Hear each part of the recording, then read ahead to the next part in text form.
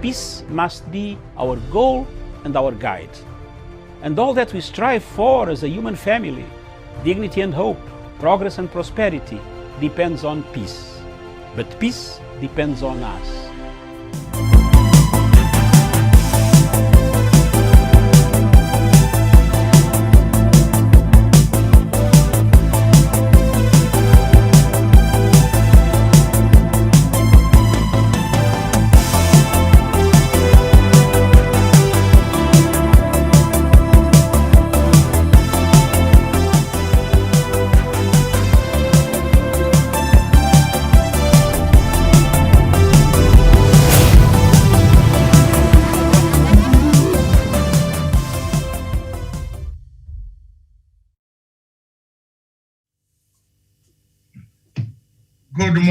Good afternoon, viewers. Thank you very much for watching Punchline Africa Television, broadcasting all the way from the Republic of Kenya in Nairobi. Headquarters is Miriam Ogutu, and from the Political Command Center of Punchline Africa Television, miles and miles away from Nairobi. Good afternoon, all of you. Good afternoon. A very good afternoon to you, Doctor, and a good afternoon to our viewers. Thank you very much. Good afternoon, Daniel Wesonga, Mr. Sean Daniel Wesonga. Good afternoon. Yes, very good afternoon, Dr. Matsanga David, Miriam Ogutu at our headquarters and our viewers here in Kenya, Africa at large, and the globe. Good afternoon. Thank you very much, viewers, wherever you were. Thank you for watching us and listening to our shows, contributing to our shows. Today, this afternoon, this show is purely a view for Africa. It is Africa Showdown show where we look at specific topics, what ails Africa. But before we do that, I would like to tell you that we shall begin with Kenya. And good afternoon, Professor Jared Onyari. All right. Good afternoon, Professor. Okay, we shall come back when Professor has settled. But first of all, we shall look at Kenya. The COVID-19 report has been handed over to President Uhuru Kenyatta for execution. And the DPP received the report. Within 14 days, we would like to know who are the real thieves who put their hands in the jackpot and removed the money. Miriam, I am shocked. This money has been eaten everywhere in Africa. Mm-hmm. I saw a very big headline. I think you saw that headline, Mr. Sean, in Uganda, the New Vision, said all the money that was collected on the sidelines, somebody hammered it. So it looks like, hey, my God, what disease is this that we have? You remember a few weeks I told of Africa, which has got a very dangerous disease. And I believe I would like Wesonga to repeat that word. Of that word, read it for me. That good word of literature. The dangerous disease that Africa has. Very, very terrible. I just want somebody else to mention it. We are thieves. We are prone to thievery. In Uganda, they smashed all of it. And the government put on the headline, Miriam. Mm-hmm. Now, in Kenya, we shall look at that, and then we shall look at, of course, our two Daily Nation papers, two newspapers, the Standard and the Daily Nation. Very short, precise programs that we shall look at. People are determined. I told you, they want to eat some money from the schools. They said schools to reopen on October 19th and do what there? Then break up in November. What are you opening to do? Is the minister lacking policy? This minister also looks shallow. Although he has got a PhD and a professorship, I think there's something wrong here. we are going to query him in his integrity. If he doesn't stand firm, he is a grown-up, stand firm and say, everywhere schools are not opening. In Britain, there is a second lockdown that is taking place in the United Kingdom. Please, please, please, please, please, please, please don't touch people's children. This wave is coming back. Let's wait until the end of that time. Then you can bring in this, whatever you want to bring. But for now, please, I beg that the minister considers people's opinion and puts the opinion straight away to the people so that people are not, confused. We are confused. Tomorrow, then open this term, then go back, then go for Christmas, then return. Wait until January. Thank you.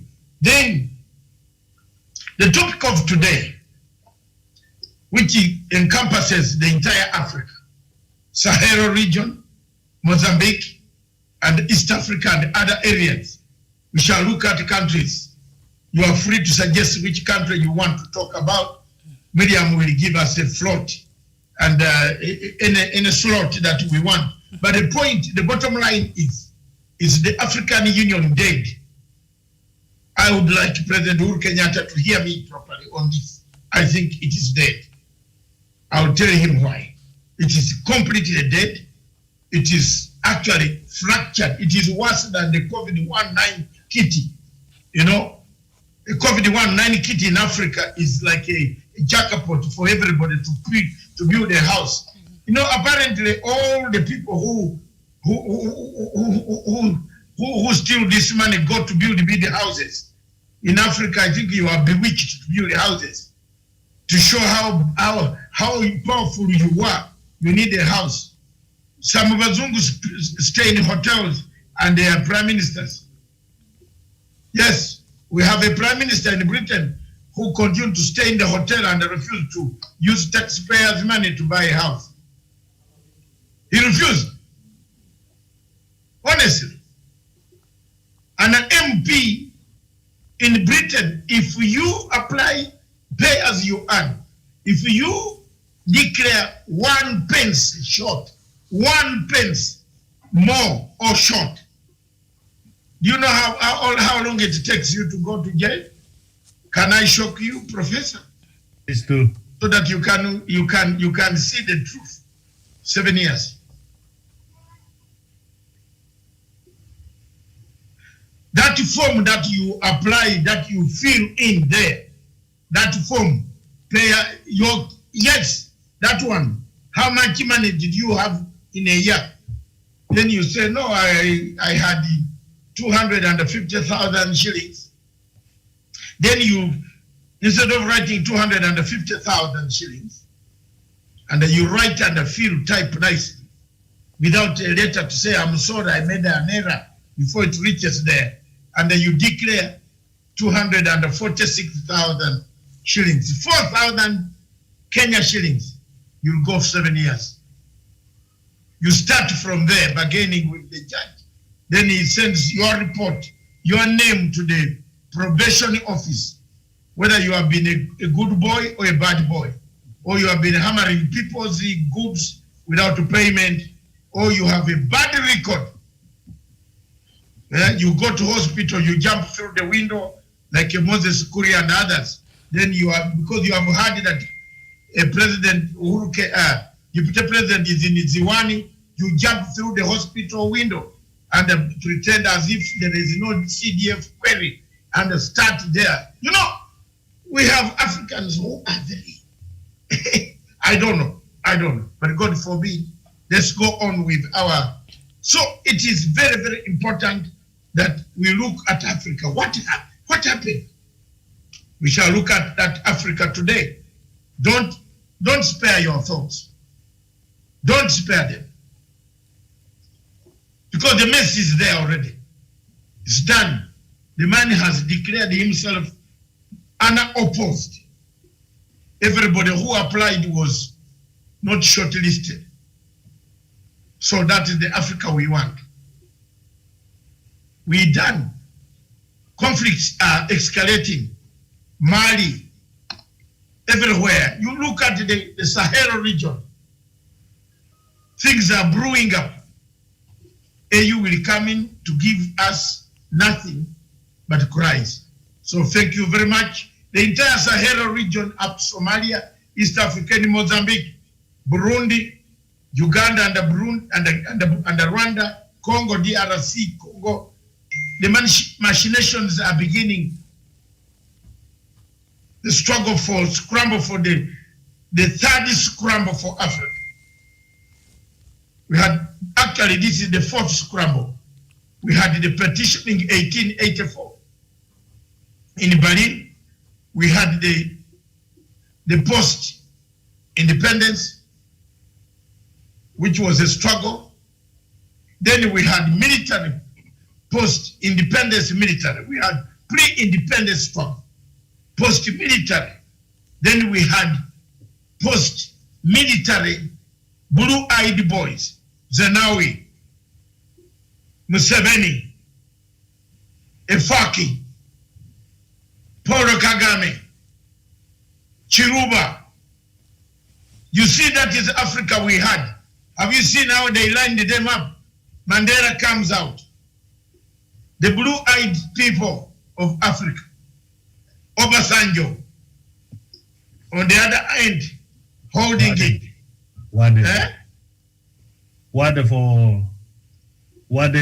For Senegal.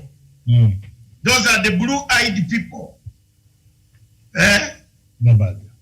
And then you had in Ghana, the Rawlings became turned to be Democrats after taking over power. Come back again to sweep Dr. Kofi Busia. After he had swept the other group, he left another group of jiggers, you know. They are no longer good. You see, problems of Africa is you are no longer a good person. When you steal people's money, you become a jigger. You are no longer a human being. You have stolen people's money and then you want to be called you are a human being? No, you are a jigger that goes on to eat people's feet. No medicine will come. So thank you very much, Miriam. That is the total sum of our 2 hours and maybe 15 minutes on top. Mm-hmm. But we shall strictly stick in time. We are doing very well. We want to thank everybody who has been with us. We have no quarrels.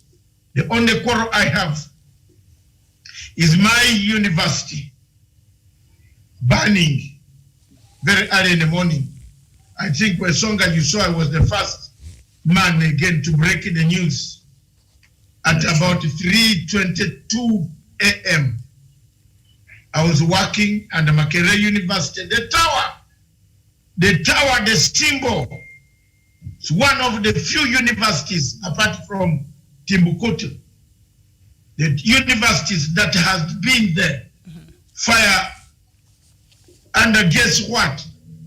With all this, what President Museveni tells us every day, surely we have a fire brigade that does not start.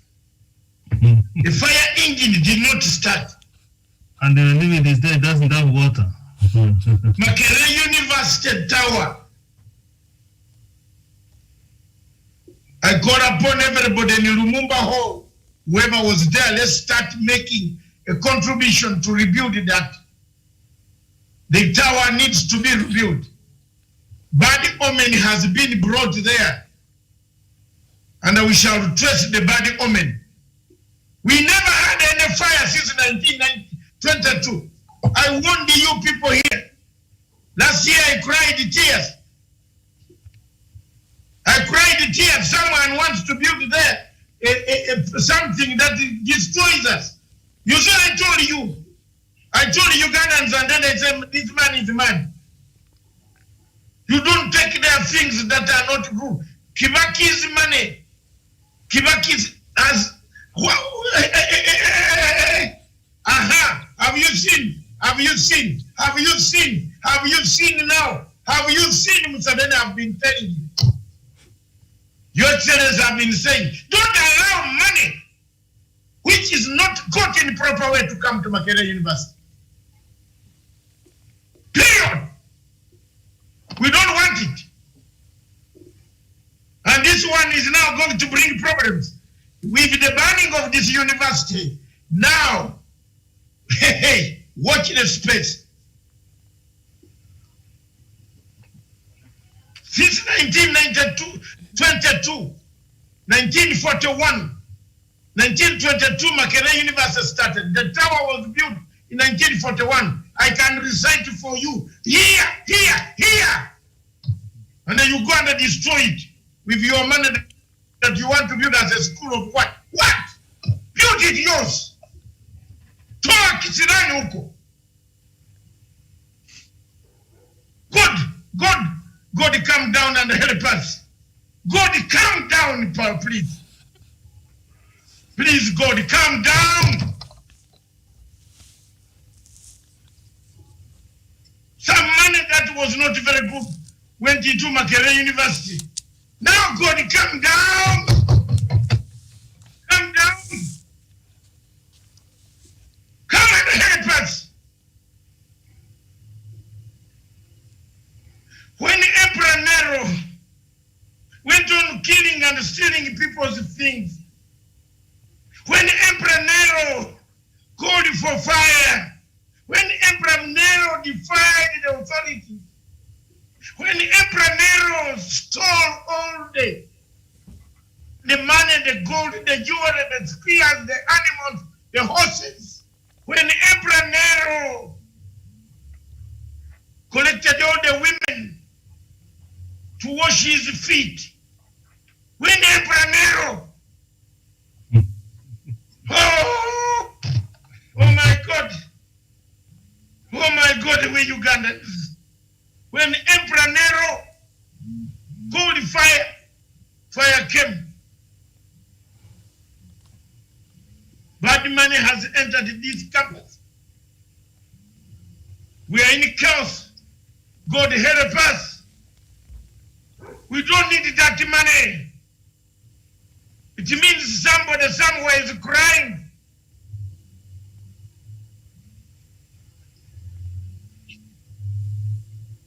Somewhere somebody is crying. I'm crying. My university, the symbol of hope, the tower of hope, we reject that money. Emperor Nero ended up slaughtering the mother. After the mother telling him, you have been praying with these people every day, then why are you cutting their throats? Why are you throwing them in the lion's den to be eaten by lions in the Roman theater? Emperor Nero finally committed suicide. Disgracefully outside the Roman Empire, seeking to be hidden by the same people that he actually persecuted. The fire god today destroyed our tower. It's a very bad sign. It's a bad sign and a sign from God that with all this education we gave you, with all this good money we used to build this institution, you have brought dirty money. You are paying for certificates. You are paying for degrees. You are paying for PhD degrees. Don't bring people who pay for their PhDs. Emperor Nero died miserably. That is one of the breaking news that is surrounding, taking over the whole stations. Makerere University, once the symbol the ivory tower. If you don't see ivory tower, then you have not seen yourself. If you are in Lumumba and you don't engage somebody in Mary Stuart Hall, just, well, the song of Owino, Lawino. Has anybody amongst you read the song of Lawino by? You remember the song of Lawino? Yes. Yes, Miriam. The Lawino are like that. I don't want to say much, but the Lawino, the song of Lawino was one of Big Tech, my friend, our professor who was murdered brutally by a monster called Idi Amin. So if you don't pass Mary Stuart, then you are useless. You're useless. We had a very terrible strike. Have you ever seen a student expelled in 3 days? A record of 3 days. Students were told to leave the campus. The army occupied the campus. One regrets why he didn't go to Bishop Mutaka College in Mukono to become a pastor. I would be preaching to Emperor Nero today. And maybe I would be having handouts. Talk about handouts. Moses Kuria, surely. You see, when you eat people's money and you don't pay on M-Pesa, we have bailed you out from remand home, from remand prison in industrial area. Then you go and pretend. Now you have removed the mask. Can somebody show the picture of Moses without a mask? And our production team. Yes, it was very ironical that only a week ago he had spoken about how real coronavirus was, only for him to appear today in church without even a mask, regardless of the fact that he was sitting, not adhering to 1 meter measure that has been put there by the Ministry of Health. And in any event, we have been seeing people who have gotten this COVID-19. They come out and give a testimony on what the kind of experience they underwent. So someone saying he was COVID and then comes out like that, it speaks volumes and volumes and volumes. It was state managed. True. And no matter how long you might hide the truth, it will come out. It's coming out, and then the ethics and corruption go him for the CDF money, which he was doing business with his associated brothers and others. Okay, thank you very much, Professor. We are coming to that. Let Miriam give us the report of COVID-19 and how far the report has come. I am told it is gonna sweep. But tomorrow, I promise, afternoon, I'll get you the list. But I can't tell you now. I'm sorry, but hey, it is not very good. It's not very good. Yes. Those who, it is not good war. I told you, Miriam, that the CEO, Mr. What is his name again? I don't want to spoil your show this afternoon. Jonah Manjari. Dr. Jonah Manjari. Yes, you are gotten right. Yes. Dr. Manjari is suspect number 1. It has swept the entire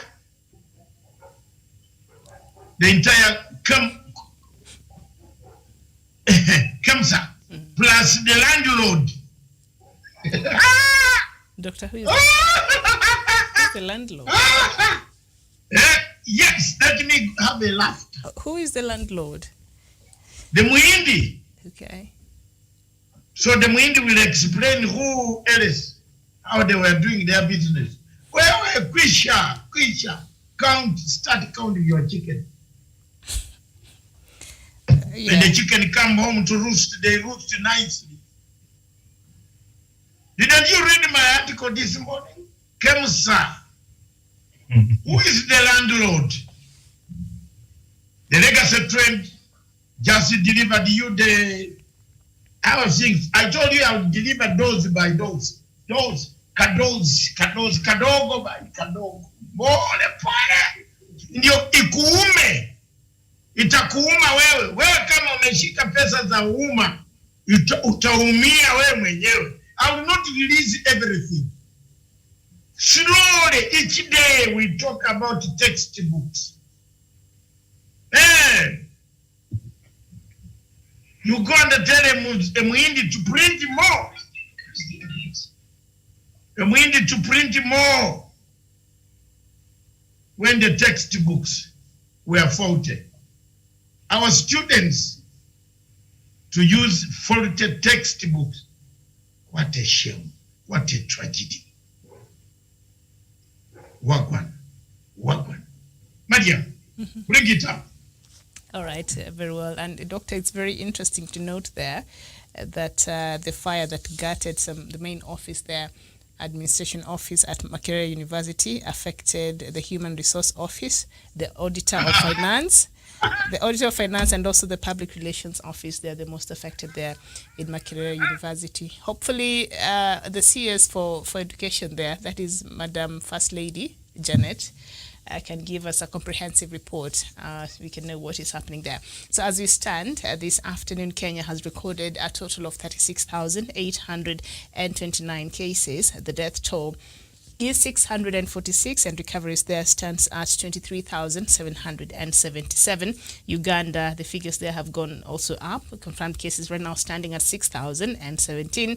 The death toll also have gone up there at 63, and recoveries is at 2,581 cases. And South Africa, 659,656 cases, 15,940 people have died, 589,434 have recovered.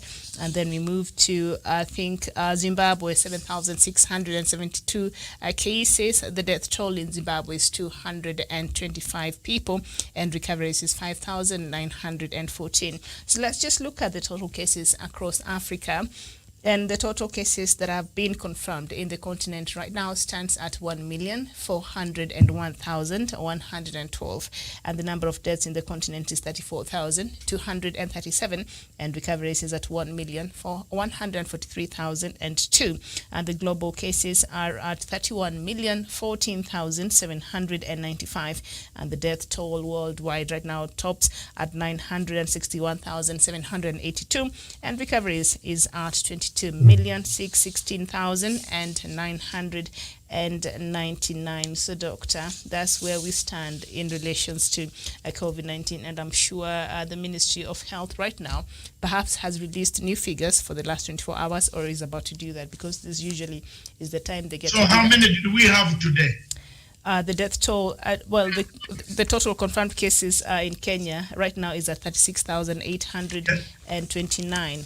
Oh, you're asking for yesterday's figures? Infected, no, those infected. Have they announced yet? Not yet. So we're waiting. I know they are meant to do that. They usually do that around this time. So we have not have any. So yesterday we had 148. Mm-hmm. Yes. So okay, Karanja in Nanyuki, you are online. Good morning. Sorry, good afternoon. Good afternoon to you, and good afternoon to the family. We can't hear you properly. Good afternoon. Yeah, good afternoon. Good afternoon to, and good afternoon to the rest of the family. Yeah, thank you. You have heard what we are talking about. Emperor Nero. Yeah. What do you say about him? You remember one man has written about Makerere University. What do you think? You have where you are near Nyeri Emoro. Is it where are you now? Now in Nanyuki. You are in Nanyuki. President Kibaki, he must be sad person today. His university got fire, and there are one of the first lot of students to study economics and other accounting and accounts and economics in that university.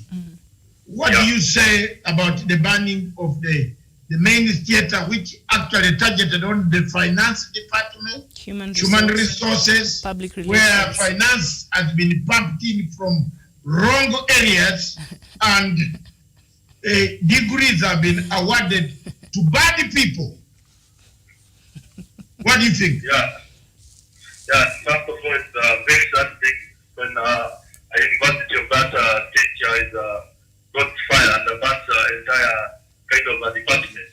I think the Ministry of Security and Intelligence in Uganda, they should fasten the investigation so that they can determine the cause of the fire or what was being done, because maybe, you know, in this African country, maybe something is being hidden from the public, or some corrupt individual want to ban some kind of things that can use as evidence. You know, it's very sad because there are students who are about to return to school. Therefore, I think on that, the government should rise to the occasion and inform the public exactly what's happening and the cause of the fire. Thank you very much. I just want to thank Willie Omosa, for having for the first time on Tanga Group, for having considered defeat and agreed with me, and said Moses should have taken personal responsibility to have his mask on like this. So, Willie, thank you very much for the first time. How can you take personal responsibility when you need a handout?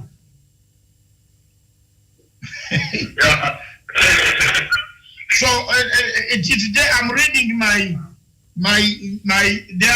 it is pouring in like a water. They are saying, look at that. Tomorrow when he calls again that he's in the hospital, who will go there to see him? Maybe his wife. Yeah? Why are you opening your mouth in this cold weather again? Stay home, Professor. Stay home. Jamen, this disease can kill. It's not a joke. This thing is bad. I want to thank President Uhuru Kenyatta for having said, we, the people above 58, don't stay near Wesonga. Please, run fast. And since then, Your Excellency, have run fast. If it comes for me, pray for me. But you warned me. So that is what the life is. You cannot open up your mouth and go and sit because you are sitting near the deputy president. You are opening your mouth with that Farouk behind you, like pumping in out air for what is. What do you? How? Look at what Korea. What are you doing, Bana? Gatundu South was, you could be even the person now walking along with the president. You are busy stabbing him with bayonets, daggers, what else is the knives? And because you have to be seen with the deputy president, you risk your life. Katonda Wang. Thank you very much, Miriam. My God, when I say Katonda Wang, by the time we finish with you, you would have understood the language. Absolutely. Yes, and I want you to understand, and I am going to be a French colonizer. Okay, I will learn it, Doctor. Don't worry. And assimilate. Yes. Yay. It is a beautiful language. For the first time you have agreed. Yes. It's a beautiful language, yes. Yes. Thank you very much, Miriam.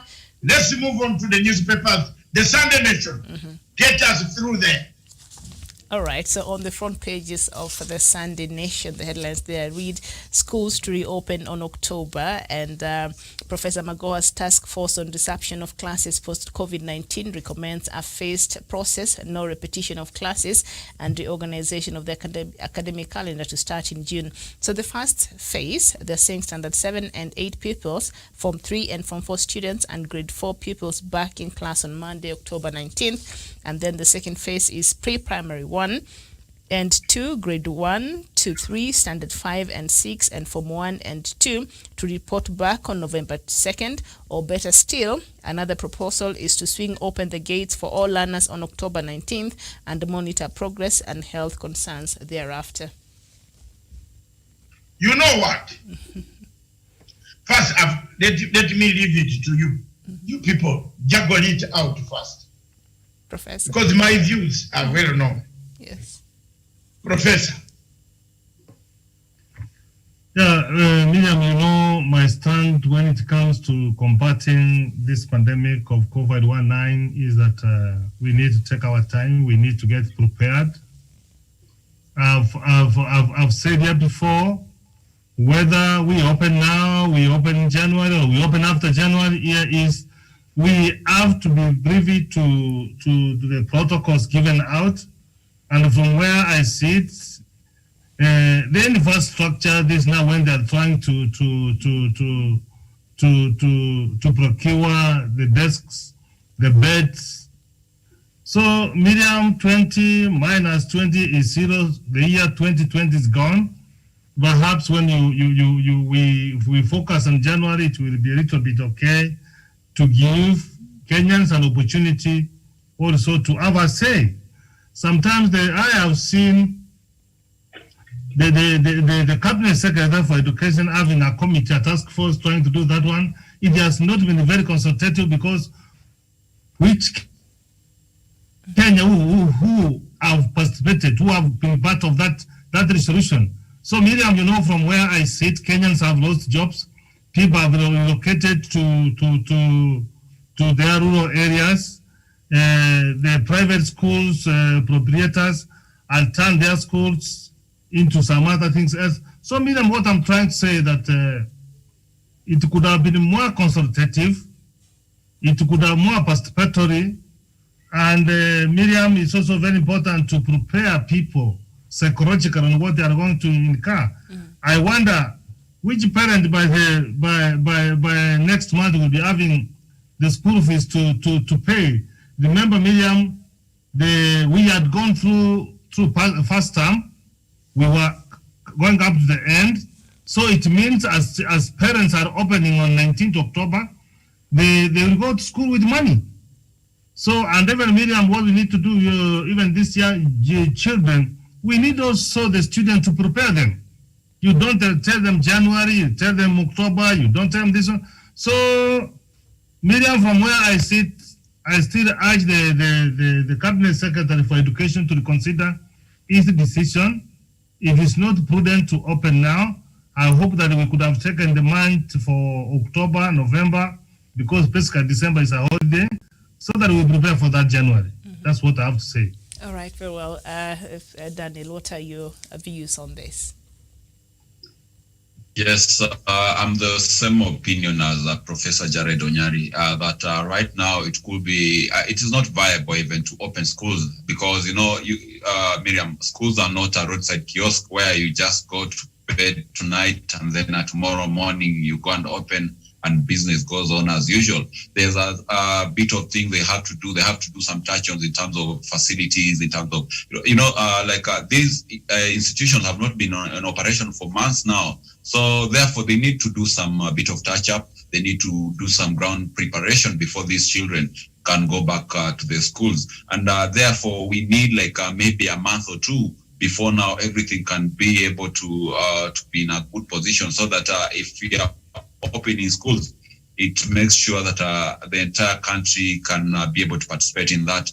But otherwise, also talking about December, December is fast approaching, and if they are going back in October, and this is almost mid-October, it means that the students will only be in school for quite a short time before they break for the festivities. So to me, I think it will be much better if the cabinet secretary could have just left the 2 months for preparation, and then we all the same resume schools in January. And if you were to ask an opinion of parents on what they maybe thought was the best time to open, majority of them have been reading their opinions on social media, watching in the mainstream media, and they are of the opinion that it's better to open the schools in January rather than rushing things in October.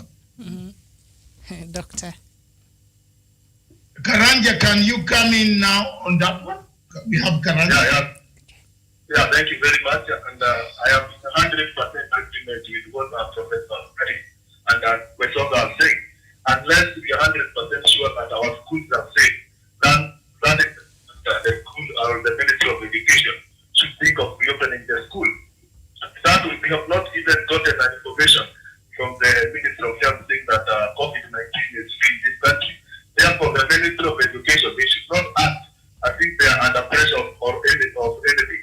We should relax and make sure that our schools are safe. They should make sure that we have enough water in our schools.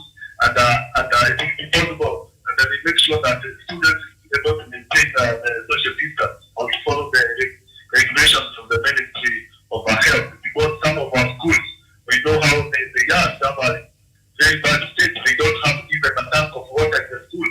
Therefore, the Ministry of Education with the Ministry of Health, they should make sure that our schools are safe, especially the primary school and the secondary school, because that is where we have the younger age, and it is hard to control them when they are in school.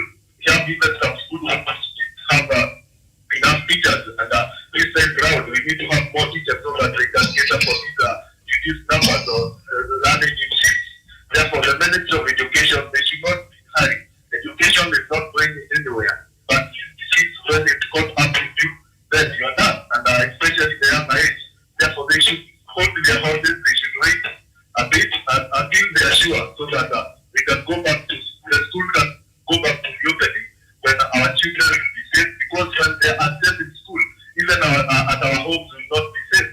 Therefore, the Ministry of Education, and especially the CS, they should not be treating us separate to every segment there. We should have one information, and if school are reopening for January, then that is all. They should not come in and start telling us, oh, we have thought of this, then next week we change the first stance. They should work professionally, and I think that is that's what they should do. They should not be in a hurry. Our life matters a lot. Yeah, thank you. Thank you very much. Karanja from Nanyuki. Yes. Ladies and gentlemen, viewers, wherever you are in the world, my stand is very clear. As well known, I want to repeat. I am not a party. And count me out of the scenario. My children have grown, and I don't like to see other people's children die. As an activist, I want to squarely tell His Excellency the President on this one. Magoha is speaking with several tongues. The children have become poisonous when we produced them. But when we are producing them, they were not poisonous. When we agreed to have families, there was no poison. Now we have our children, and you have some well-organized, educated parents going to court to ask the court to open schools. If there are bed bugs that eat these children at home, please, a bed bug is better than COVID-19. Because the bed bug only takes some blood to balance the blood level. But it doesn't suck the entire blood from your vein. But the COVID-19 sucks the entire blood. So leave these children to be beaten by bed bugs. Don't bring them to schools where even teachers don't wash their hands.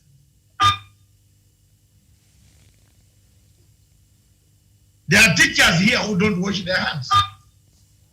Look at them in all institutions. So for me, I've said my ground and I'll stick to my ground. God help us. That's very good. The second chapter, I want to say anything, man.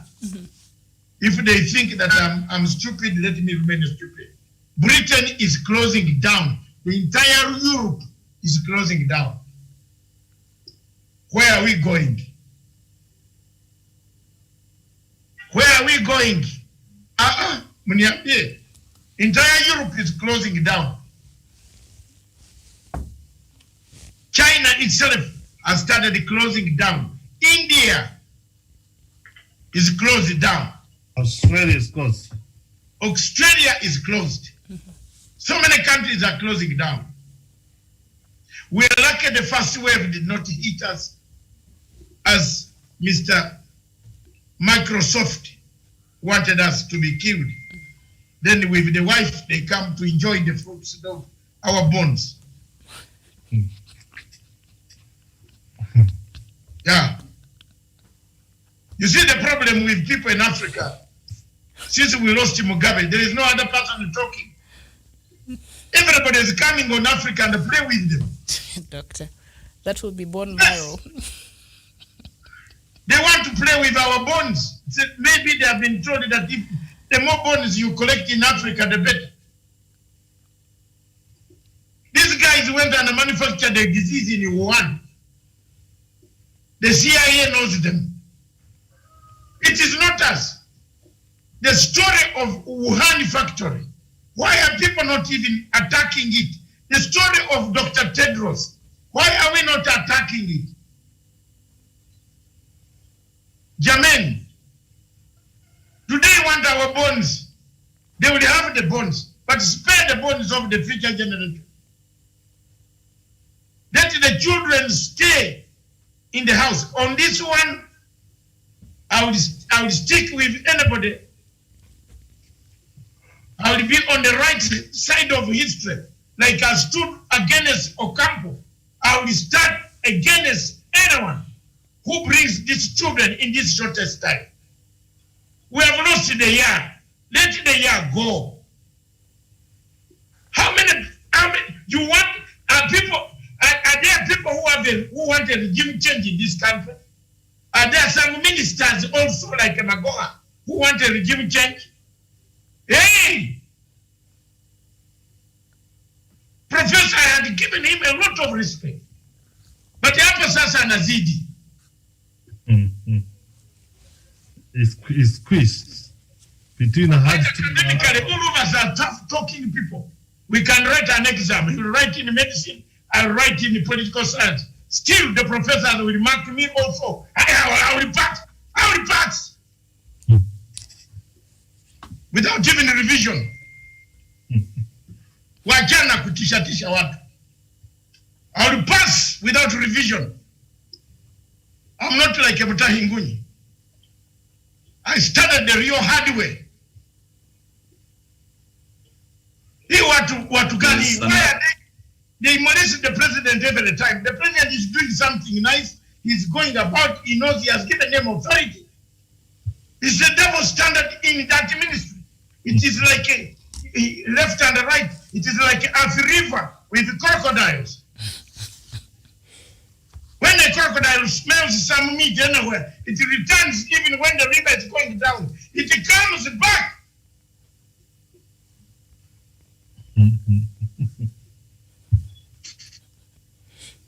Yes, January, maybe. Wait, January is very good for these children. Every country in Africa is waiting for January. Don't tell us about, please, don't tell us about Tanzania. Hiyo Tanzania kama Mungu anawasaidia, Wacha wakue. Mungu has helped them, but we don't know the results after elections. When people come back home to sit down, then it is the best way to say we are lucky. The ozone layer was made differently. The air did not pass there. So for us, for me, I just advocate. Our role as journalists is to speak out and to tell Mutahi Kagwe that whatever recommendations that the Ministry of Education can bring forward, Mzee Mutahi Kagwe oppose it. Because you could be the minister in charge in the ICC. You as a Minister of Health, did you object? Yes or no? There's one question only. Yes or no? They don't want too many questions. And the trial, the chamber number 1 just says, okay, the case is there. You can sort it in the trial chamber. Honestly, people are playing with this thing. By the end of Corona era, some 2 or 5, 10 countries will be in the ICC. When go Jamuone. Some for negligence. Let this disease come second round and wipe out 10,000 people. You think Mutahi Kagwe will address a press conference here? You people don't play with this thing. We have even stolen the little that we had here. Now what do we have? When you go to Uganda, they have stolen everything.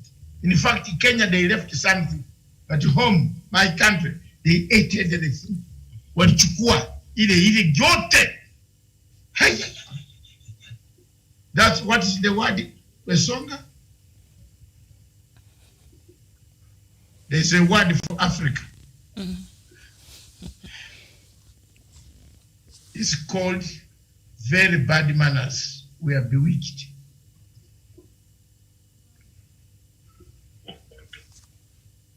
We are bewitched. So therefore, Medium, Mr. Ngeno, give Dr. Raila Amolo Odinga respect. He paid your school fees. Kumbe, you are paid school fees for. But he did not teach you bad manners to go and insult people. Now we have been looking for that ammunition. We have it.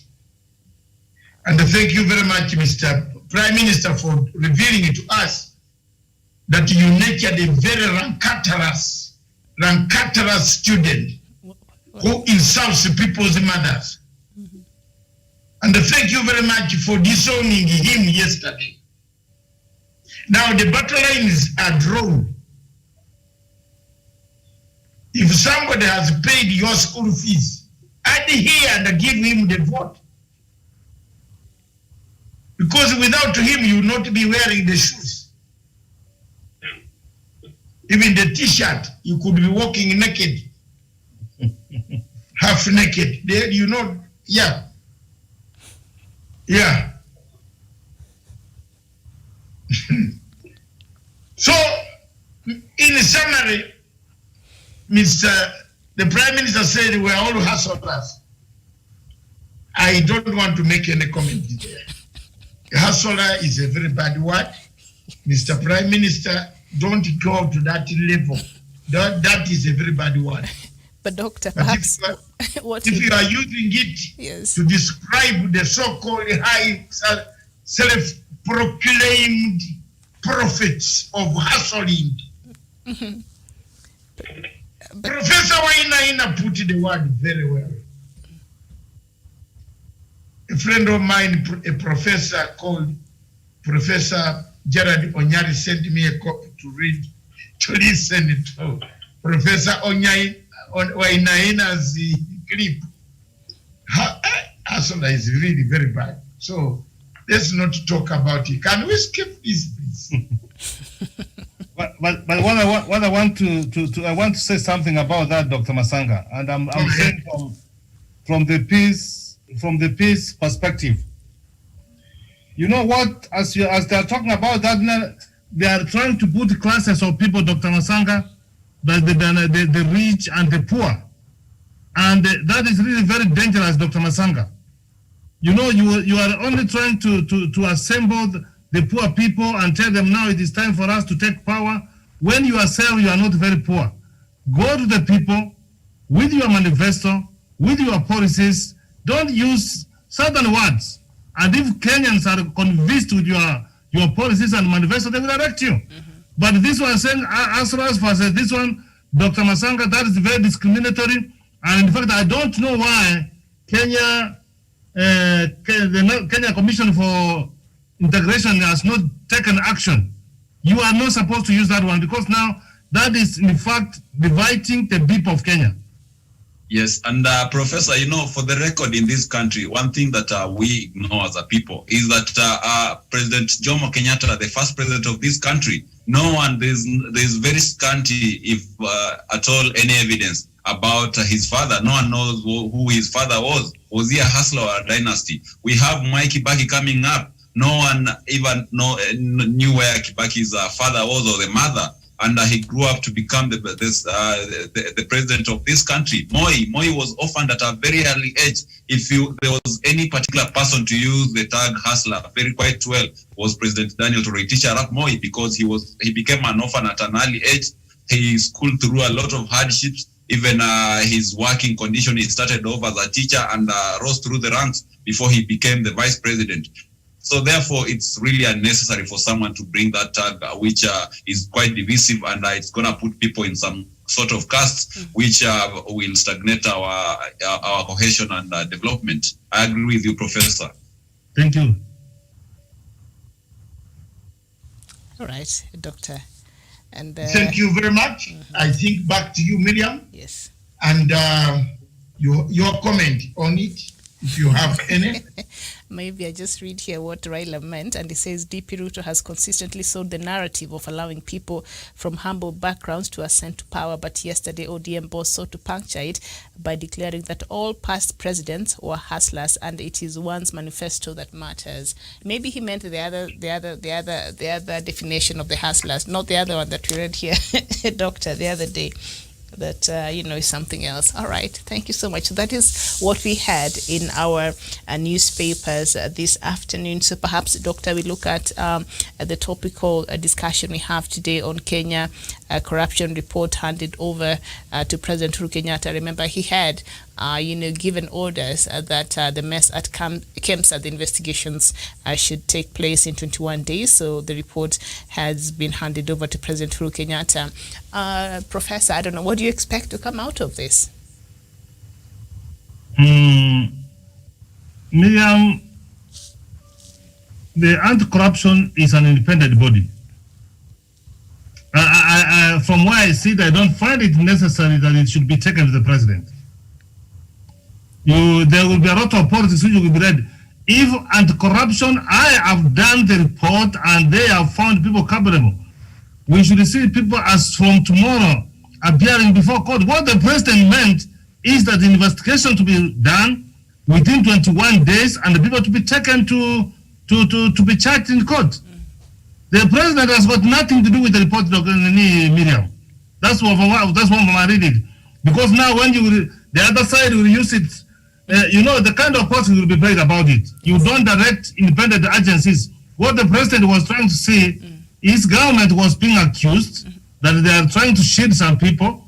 If investigations have been done, Miriam, the best that can be done is to prepare the report, hand it to the director for public prosecution, and the people to be prosecuted in court.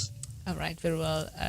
Daniel, what are your expectations now? Because the reason I think why President Uhuru Kenyatta had found it necessary to speak is because the government and his office and others are being dragged into it. And so he felt it is a matter of public interest. So he said, can the investigative bodies now hasten the investigations? Because this is a matter of a lot of public interest that Kenyans want to know. And so, yes, as much as it's been taken to him, I don't think he can do anything about it, but as you said there, Professor, the bodies that are concerned now will take action moving forward. Daniel, what are your expectations? And adding to what Professor has said, will that now attract too much politics, being given to President Kenyatta? Yeah, thank you. And of course, I've listened to what Professor said. And on this one, I tend to take a point of departure from his opinion. From my own perspective, I think the president is the CEO of this country. And if anything happens in this government, be it a corruption scandal, be it anything to do with the interests of the people of Kenya, it is the man where the buck stops at.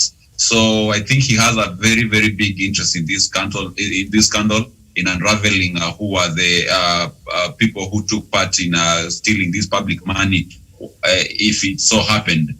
And therefore, taking this report to him is quite essential because, as the head of state, he has to be aware of whatever is happening, whatever took place in that particular, in Kemsa. And I also believe that the public will be made aware of whatever findings that our investigative agencies came to conclude about the Kemsa scandal. So it's so much in order that the president is made aware of it, and thereafter it could be brought into the public platform. And from there, we expect that all those who have been implicated or may be found to have taken part in any shady deals will be brought to justice and be charged in the court of law. That is what I expect, Miriam. All right, very well. Doctor, do you have anything to add to that? I think I would just want to balance and correct a few things. Go ahead. So that we don't misunderstand the role of what the president said and what was supposed to be done and who is supposed to do it, to execute the outcomes of the investigations. One, the president put pressure today, constitutionally mandated agency. And he has succeeded. He said, 21 days, I want to see this report. The president did not mean bring the report to him.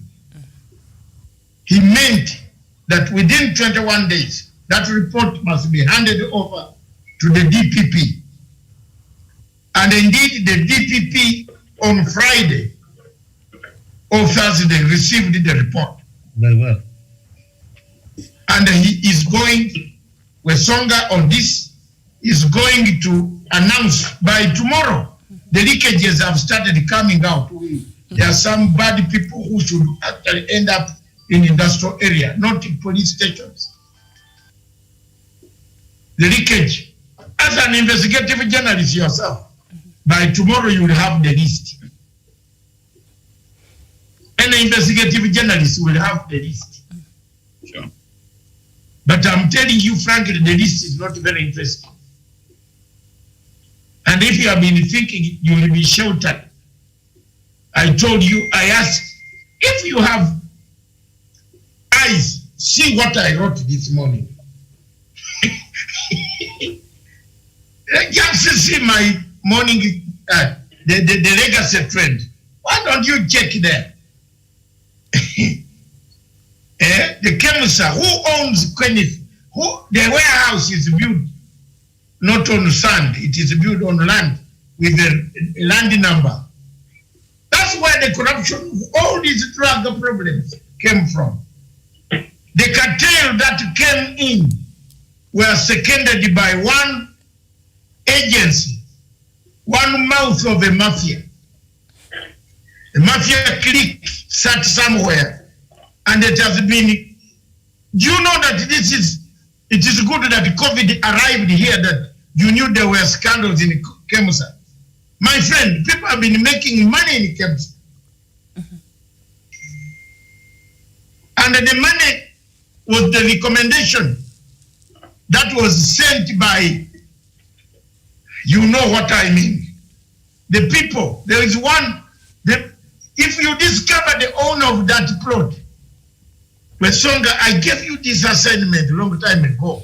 I don't know why you have not come back with this. Wesonga, please. You can't let This morning, I wrote a very good paper on the legacy trend, indicating the steps of how corruption has killed Kenya.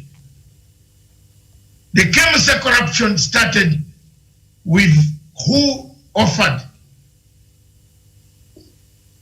Corruption started there. It is like a landlord whom one day you can fail to pay rent, and you go there and you beg him. You can't refuse him to put his goods in one of your stores which is empty. That is the type of corruption that has been going on there. But also, Doctor, I need to understand, because KEMSA being a very important, body in the Ministry of Health and a government institution, why is it renting space? Why can't KEMSA has its own storage facility that is under control by the somebody corruptly? No, listen. Somebody corrupted and corruption took place, rented the space to KEMSA. Okay. Someone had land.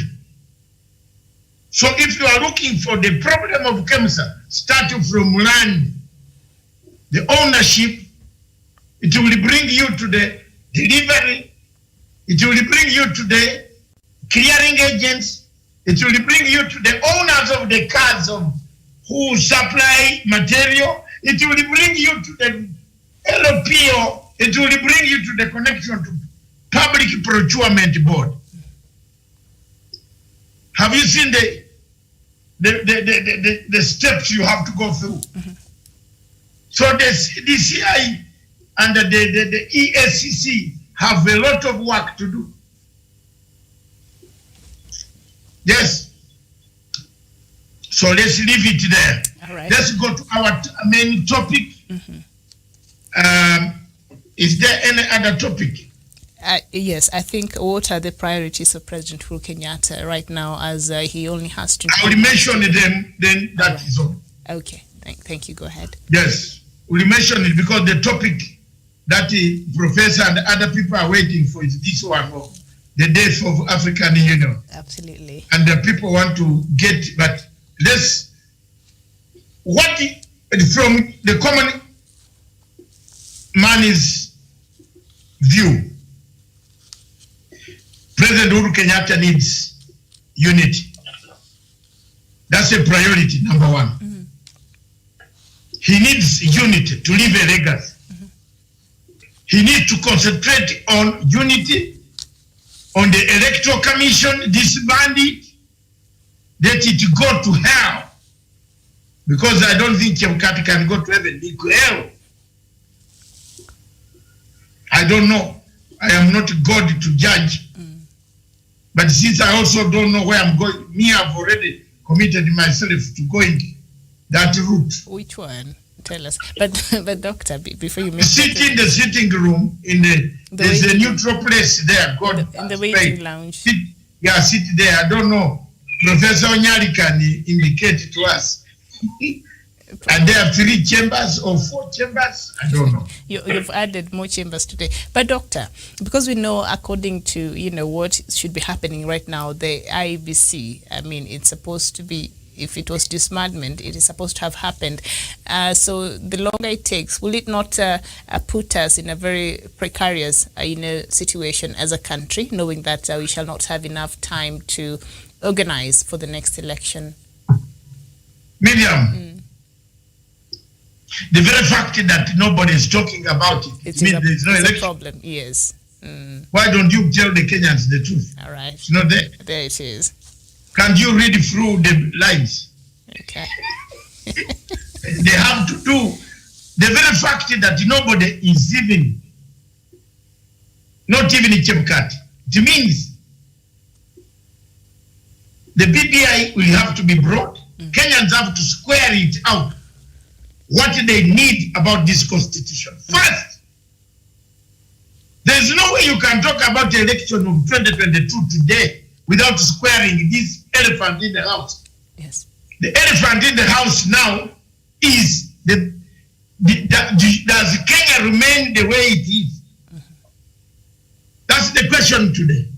Don't beat about the bush. Does Kenya remain the way it is in terms of governance? Does it remain the way it is? Where a man steals on Friday, disappears, goes to court on Monday, release him on Tuesday, he goes to the police, signs for a whole year that he has appeared. He's in Mauritius on the beach enjoying the Indian Ocean waters with the wives or concubines or whatever you call them on our money which has just stolen. Can somebody tell me in Kenya, the people who stole money from Thika KCB branch, where are they? They dug a tunnel. Can you tell me where these guys, who of these guys have been sentenced?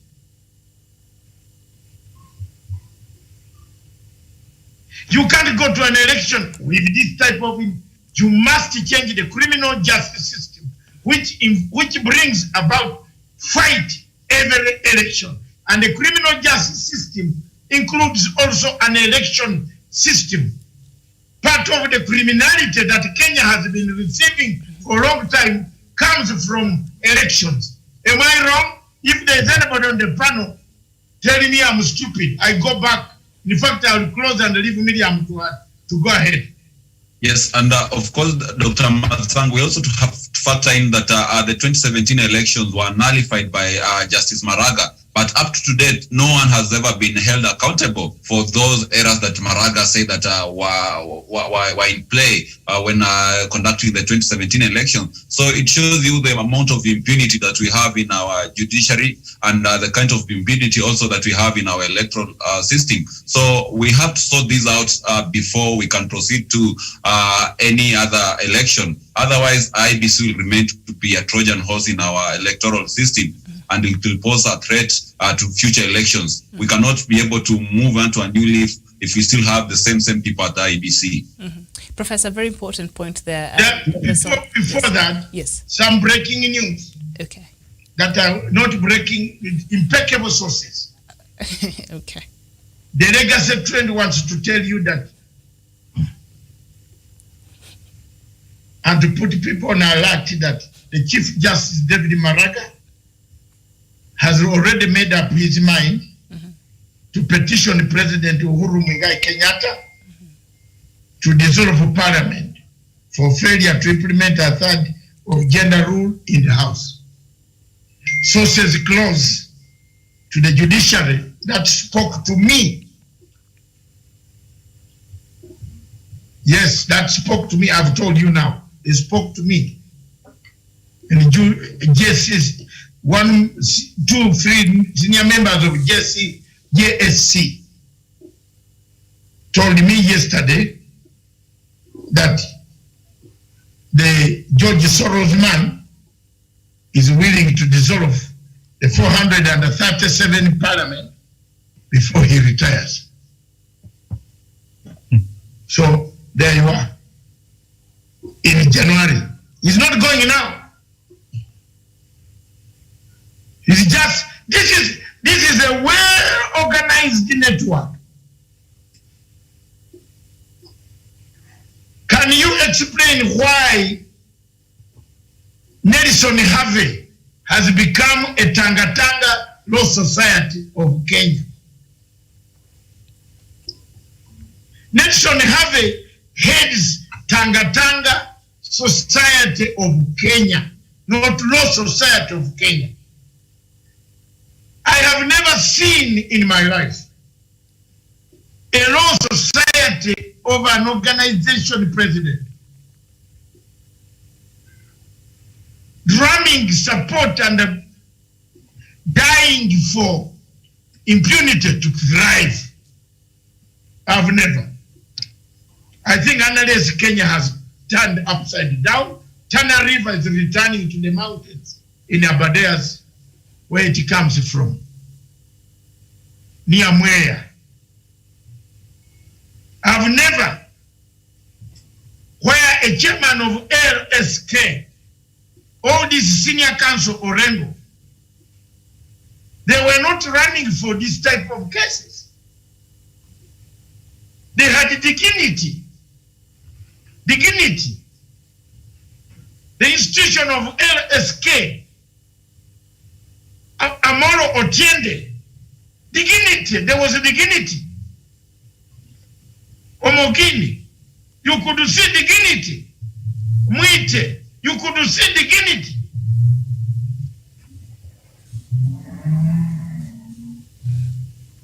Mutunga, you could see some dignity. Mutunga never went to court running for these cases. He was active, but not very active to the extent that every criminal in this country, the president of LSK is present. The president of LSK goes to court to petition the president to dissolve the parliament, which gives him the powers to even earn a meet. So what the parliament should do, seriously, first start by curtailing the powers of LSK. And I think Dr. Matsanga, he has become a one-sided sycophant in that when you look... Exactly what I've just said. Yes. Yes, loud it louder. Don't say you think it is real. I've just said it. Don't use the language I think. You say exactly what I've said. Is Tanga Psychopath. Society of Kenya. You are Kenyan. Don't fear to say these things. And it's quite unfortunate, Dr. Matsanga, in that as a Law Society of Kenya chairman, he ought to be somehow bipartisan. He ought to represent the interests of the public. And when you look the cases he has been really pushing for, those are cases that do not represent the interests of the Kenyan people. Rather, they do represent the interests of a few select politicians who he seems to be in dalliance with. So it's quite unfortunate for a figure, and he really demeans the position that he holds as the chairman of the LSK. Thank you. Professor. Miriam, let me just say, you said what should be the priority of the President Uhuru Kenyatta. Mm-hmm. No, the question is says, sir. Yes. And Dr. Masanga answered it right that they should live a united country. Mm-hmm. Should work one. That is my priority. And I'm saying this, Miriam, we have done very, very well since we had our last general election in 2017. The temperatures were very high. He managed to cool them. We came out with the PPI. The report is ready. Let the report be handed to him and the Prime Minister, because in the PPI we have tried to identify what are some of the problems facing this country. Even this two-third gender rule, it has also been canvassed in PPI report. So what the Chief Justice is trying to do is not trying to be very patriotic in this country. Of what interest? He knows very well, as I do, Miriam, that we have got a problem with our IPVC. The Parliament has to enact some laws for us to go for 30 elections. And then now you want to raise the President to dissolve it. How sincere are you? Are you not for after regime change?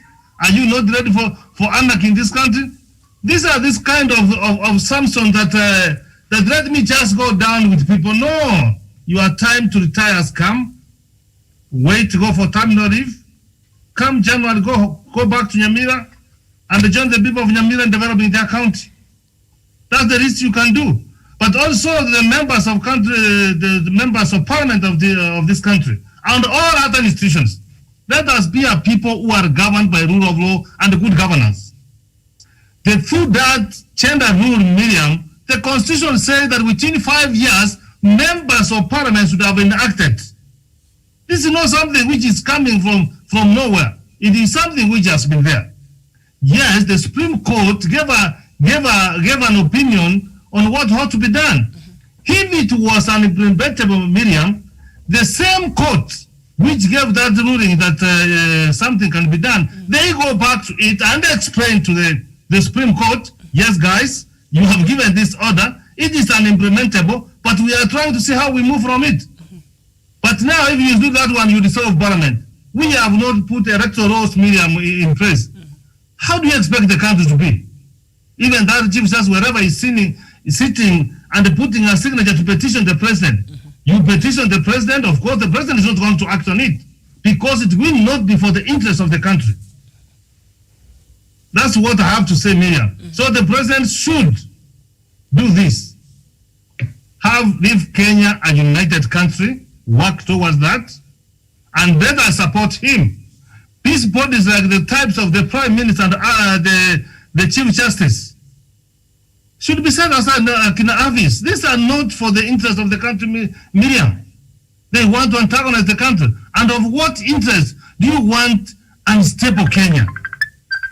Thank you. All right, very well there. And I think, hopefully... Karanja. Okay.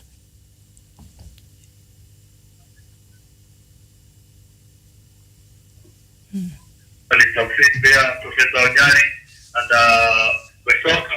And these are things of petitioning the parliament to be dissolved because of the 2000 gender rule. First of all, I think it is unachievable to have that kind of representation in the country. I think when the people who are coming up with the BDI, they should revoke that part so that people, we have a representation that is equal. I think we have the representative, but having to that gender rule is unachievable at this time. Therefore, what they should do, they should bring a recommendation that we people to go out there, look for vote. If you are elected, it's okay. It does not matter whether you are a woman or you are a man. You're having these 45 slots of a women representative. I think that's why you have to have a kind of a gender partner. Hearing invite the auto women who are elected without going through the women representative kind of provision. And what are the LK and the judiciary, because these are people who are working in a harmonious kind of a relation to see that the legacy of President Uhuru Kenyatta is taken or it does not materialize at the end of the day. What are the LK and Nelson has? It's a kind of the way you approach them. It's a tanga-tanga. It's a tanga-tanga to President of Joe. Therefore, we have seen him in different occasions working with the people who support the deputy president. Therefore, even if he comes with that kind of recommendation, we cannot trust him because we understand who he is. We understand he is not even fair to Kenyans. He is doing that because of fear. His political alignment us. And I think they have felt as a big threat. That is why we find that even the war on corruption is sometimes they are the stumbling block in the fight against corruption because they are really working with these cartels to make sure that the wings of the president are flipped and he is not because after the DP3 and the ESs have done the investigation, then when they go to court, we see these people are released. Therefore, I think we need to change, and I think that is why we need to have this kind of BDI, so that some of these powers that were given to judiciary, these powers should be distributed at least to the executive, so that as the people who are elected to rule this country to have a final say. And I think it's unfair to have the chief justice as the chair of the Judicial Service Commission, because I think he will control that entire body, and if he is corrupt, the whole Judicial Service Commission will not work well.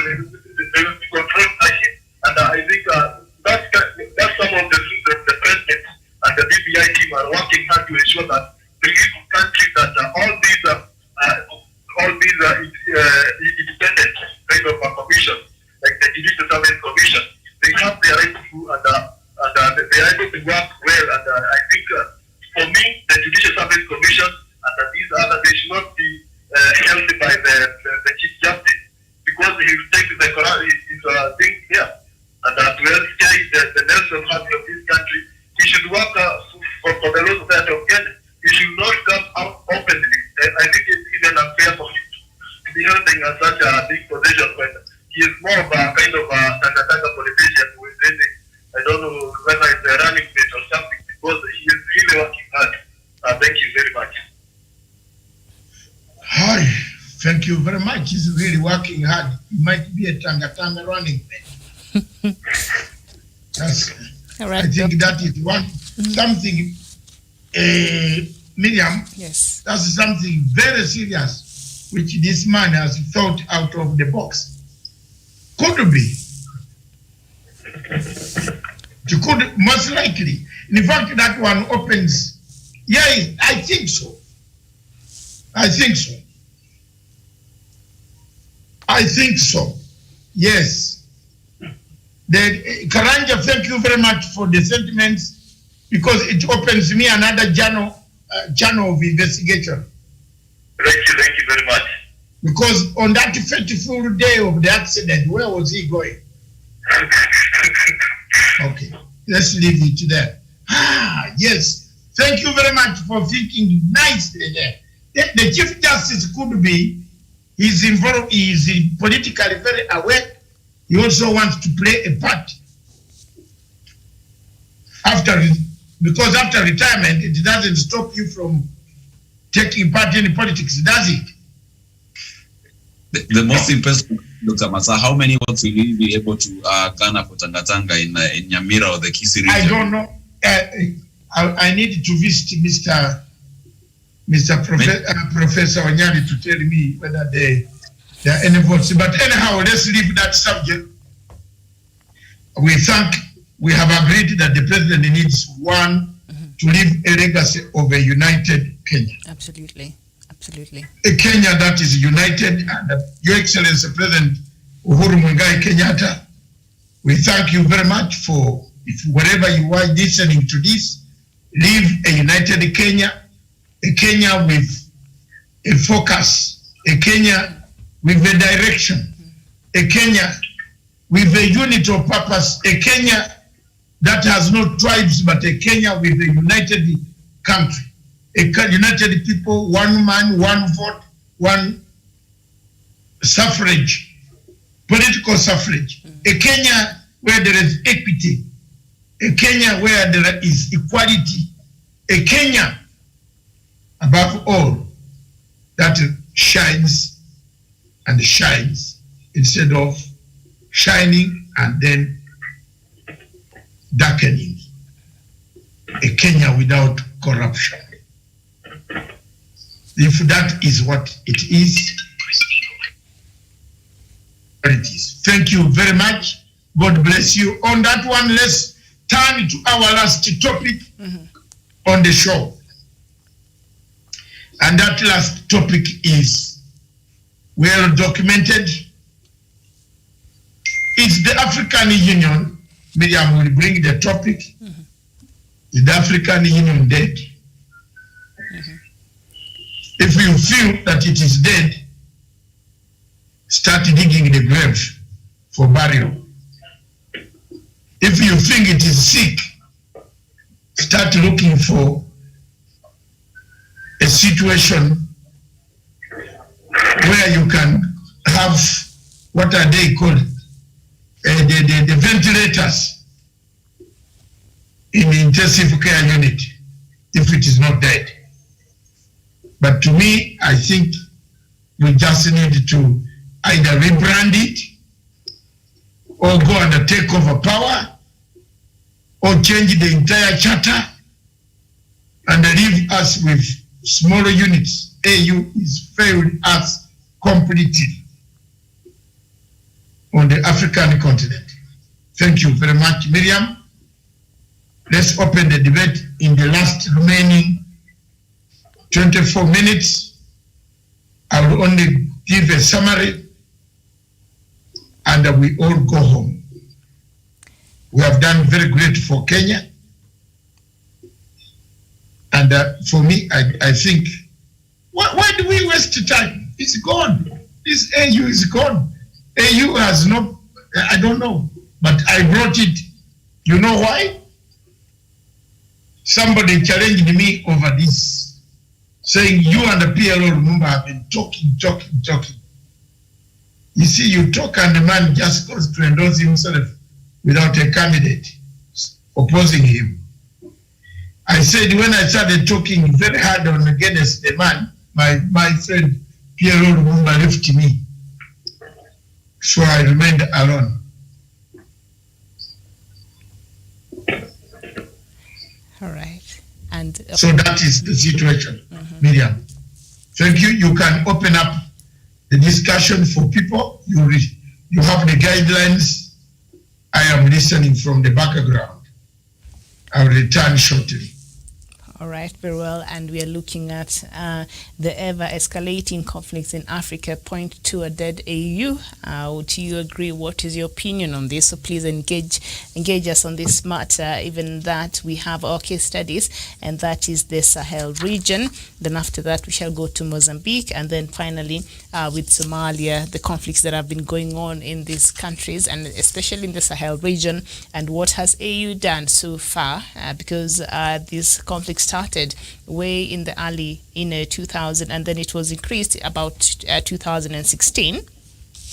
And in addition to civilian casualties, attacks on military personnel in the Sahelian states, as well as those of the international forces in the region, have risen. And in 2019, Global Terrorism Index lists countries like Mali and Niger among the top 10 states affected by terrorism in Africa during the last quarter of 2019.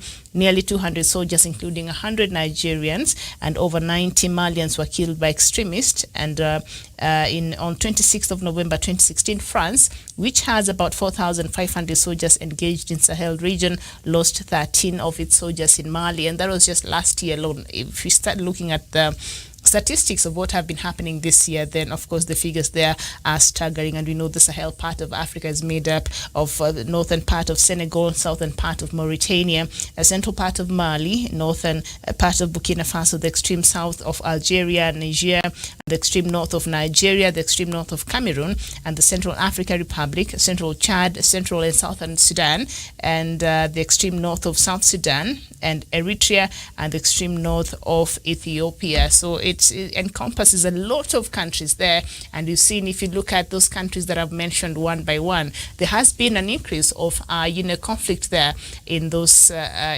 parts of Africa, Professor. AU has not done very much about the situation there in Sahel region. Miriam, even without just going to the main substance of the debate or discussion, my opening remark that the African Union is dead. So what should Westonga do to me and others is to assist me to dig the grave and roll our African Union, and we cover it and we mourn. And then we do what after and that? If you come from where I come from, we plant a banana and the banana will grow and life will continue. Why am I making that kind of statement to the people who are viewers and people who are listening to me? Let us look at the main objective of the African Union or Organization of African Union. Objective number one was to ensure that all countries in Africa have gotten its independence. Yes, we have struggled, but up to this point in time, Western Sahara, the last colony in Africa, is being colonized by Morocco. What did you see the other day? Morocco do? Got out of Africa, Organization of African Union, they admitted the other day. And the Western Sahara, they are still under the they are being colonized by the Morocco. So if African Union and the founding fathers were committed towards that, Miriam, why can't the people of Western Sahara, since 1991, there's a mission from United Nations whereby they are saying that the people of Western Sahara to do a referendum and decide what kind of country they want to be, self-determination or be the part of that. If African Union cannot implement that resolution, you tell me it is alive? It is dead. Which continent in the world up to this point in time where we are having the military people overthrowing the government? In Africa. The recent case in Malawi. What is the voice of the African Union? What is the voice of the African Union in Mali? The other day we were discussing that there is a problem even in the countries in East Africa when we say there's a problem between Burundi and Rwanda and Uganda, Kenya and Tanzania, Kenya and Somalia, Sudan and this one. What does the African Union to ensure that people live in unity? So Miriam, what I want to say this, and after having said that it is dead and having argued my case, look at the levels of poverty, look at the levels of disease, look at the levels of ignorance, look at the levels of illegal financial flows to Africa, look at the levels of inequality, look at the levels of unemployment. See how they have even tackled climate change. Miriam, what I can only say, that the African Union lacks a strategy. And if there is any, it is poorly executed. So, African Union, the current leadership, which is under Mohamed Faki, and the penetration of France into its leadership, Miriam, African Union died. I'm now preparing the grave, and thereafter I plant the banana. All right, very well. So it was, there was a meeting that happened in France in 2019 to address this insecurity in the Sahel region, and it was in this context of increasing insecurity that a high-level summit involving affected countries, that is Burkina Faso, Chad, Mali, Mauritania, Niger, was convened in Pau, France, on the 13th of January. I don't know why we have to go to France to address matters insecurity in this continent. Officially, the main aim of the summit was to strengthen counter-terrorism operations under the auspices of the G5 Sahel. In another sense, it was centered around France's foreign policy objectives. Daniel, please.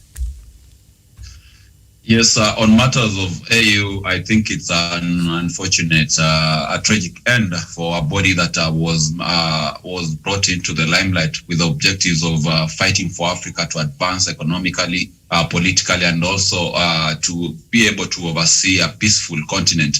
And when you bring it on the scoreboard, look at it. Has the AU assisted Africa advance in any way economically? No, it has not. Has it assisted Africans to empower themselves in terms of democracy and peaceful coexistence? It has not, because we still have chaos in the Sahel region. We still have terrorism in Mozambique. We still have fighting in Southern Sudan. Has the AU come up with an economic agenda to be able to cushion the African continent against poverty, against exploitation by the West and the East? It has not. That's why today we still have African countries going to Europe, going to America, going to China, taking loans instead of having a bargaining power where we shall be able to empower African people to be able to learn from whatever these leading economies have been able to do, so that we compete fairly. So the AU has failed in its agenda, and for anyone who has dealt with such bodies, they are either centripetal or centrifugal, which means that they can either grow going outward or they can shrink going inward. And the AU has been on a very consistent and constant shrinkage over time, and over time it has seemed to have lost its key agenda, and the leaders at the helm of the AU turned into puppets of the Western powers. And I'm equally perturbed that we have to hold an AU meeting in France when we have Addis Ababa, when we have Nairobi, when we have Dar es Salaam, when we have Cape Town. You know, it really gives you a picture of who the real masters are when it comes to matters and the agenda of the AU. So therefore, as a professor said, as a body that has outlived its usefulness, we have to go back to the drawing board as Africans and be able to formulate a body that is quite conscious to the problems that are facing the African people day in, day out. We have to look at the prevailing condition, the situation in Africa, in terms of our economies, in terms of peace, in terms of what we want for integration of the African countries, so that we come up with a body that will be able to solve conflicts, will be able to address our economic problems, will be able to bring peaceful coexistence and calm down the guns, the sounds of guns by a certain period, which the AU has not been able to address. So that is my that will be my proposal when it comes to that. Let us have a new body. Let us forget about the African Union. Let us come up with a new body which will be so much aligned and conscious of the problems that face the African people day in, day out. All right, very well. Thank you so much. I know Doctor said he was sitting on the periphery stand, then he'll come back and, Karanja is there, Karanja is there. Oh, Karanja, go ahead. I think he has to come through Doc there, so let's just continue. And then when Doc comes, he will be there together with Karanja there. And so we go to another country also that right now is on the precipice of something, I think, very serious there that you see happening there every time you read the news from Mozambique. Extremist activities, they have really intensified. William. Yes. Karanja is on. Okay. Karanja, is the African Union dead? What is your opinion? What do you think about the AU? Yeah, I think the African Union died a long time ago because it's not working in place to ensure that we have a kind of economic, social, and political standing. Mm-hmm. All right, there you go. Doctor shall come back and conclude for us there. So I was talking about the situation right now in Mozambique, and we know the violence in Cabo Delgado, which became intensified from October 2017, several years after massive oil and gas deposits were discovered in the region. Now, the multinational corporations such as ExxonMobil and Total, ExxonMobil. Miriam. Yes. Yeah, are you hearing Karanja? We're not able to hear Karanja. Now you hear you? Karanja, go ahead. Yes. Yes, sir. Yes. You can hear him now? Yes. Yes. Okay, thank you. Karanja, go ahead. Yeah, and that's what I was saying. The divisions that we have in the African continent, they can be solved by ensuring that we have a credible body at the African Union led by credible people who will be able to unite the African countries. We saw how they treat each other. The West Africa, they think they are more superior than the Eastern Africa. The English speaking, we think maybe we are better off than the French speaking. Then we are divided like that. Then we should be united as an African country.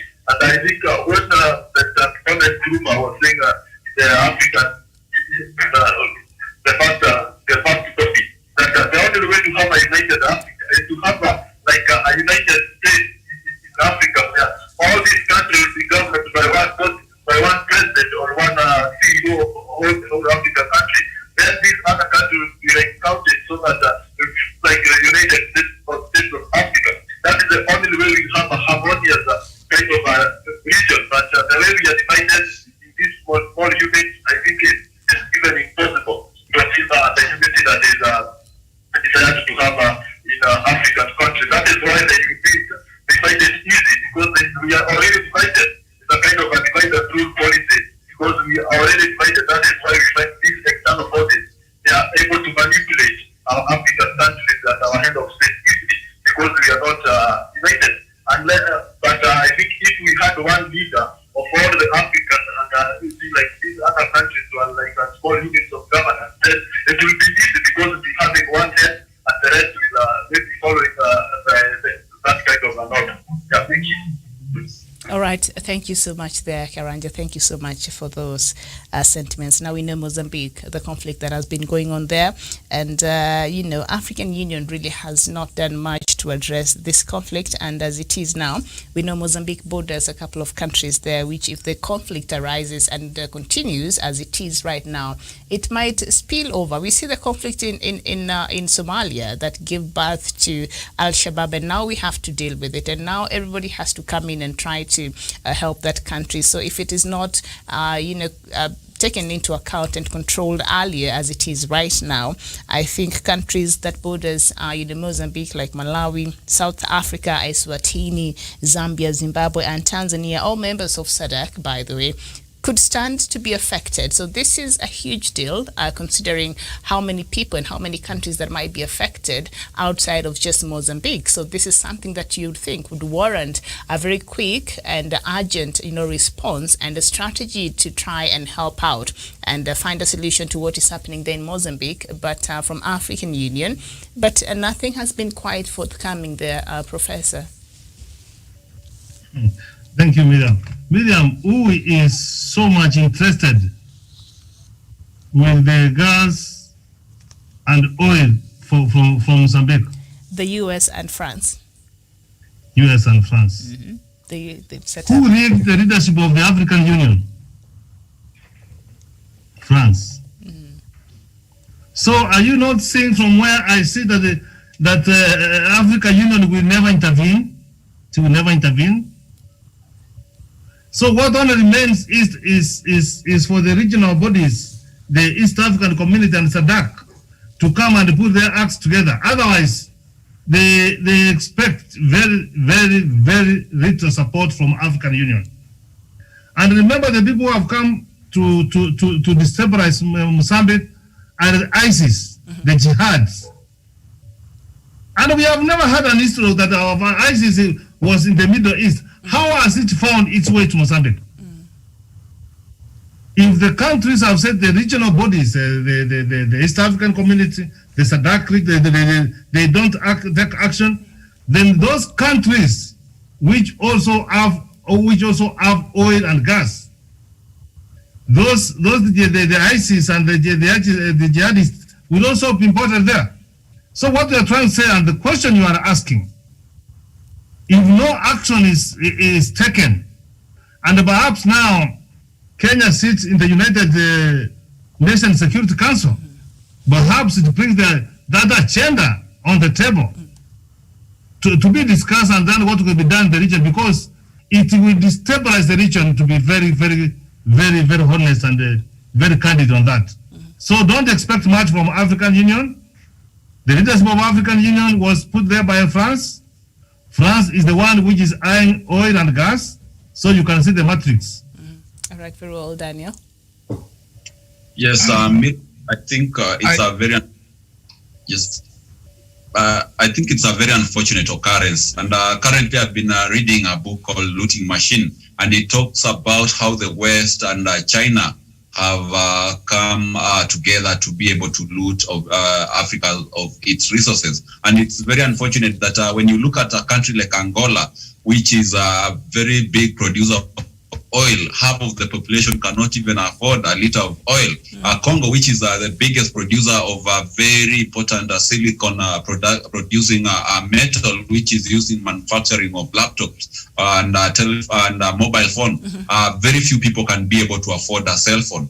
And this is because these Western powers and big multinationals have sponsored some very well-organized violence in those regions, so that as people fight and kill each other, they are busy mining and taking away resources. And that is the core issue of what is happening in Mozambique. We have people who have vested interest in the resources in Mozambique, and therefore for them to be able to succeed and move the lifeblood of the people from Mozambique to their Western powers and multinationals, they have to ensure that they sponsor some systemic violence in those areas, so that there's no much checks and balances of resources that are leaving the countries. And it's very unfortunate for the African continent. And therefore, there's a need for African leaders, for the African people to be able to reconverge again and be able to check the sincerity of the so-called Western powers and their interest in Africa. And of course, they also have to look at the source of this conflict. And we talked about this in the previous shows, and we said, when you find that we have Al-Shabaab and ISIS in Mozambique, it really beats logic. And we said that when you see a tortoise on the table, must have, and therefore they have to be very genuine. They have to be very honest about who is sponsoring this violence, who is bringing these terrorists in Mozambique and other parts of Africa. All right, very well, Doctor. Thank you, Daniel. Thank you very much. Comrades, viewers, the panel,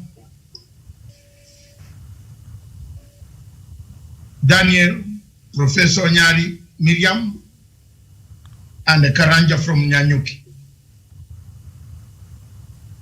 The formation of African Organization of African Unity in 1963, after the inspiring speech of Kwame Nkrumah in 1957, when Ghana got independence, was a step forward towards the unity of Africa. The founding fathers of the Organization of African Unity, namely Haile Selassie, Julius Nyerere, Kwame Nkrumah, Benabera, Sekou Toure, Jomo Kenyatta, Milton Obote,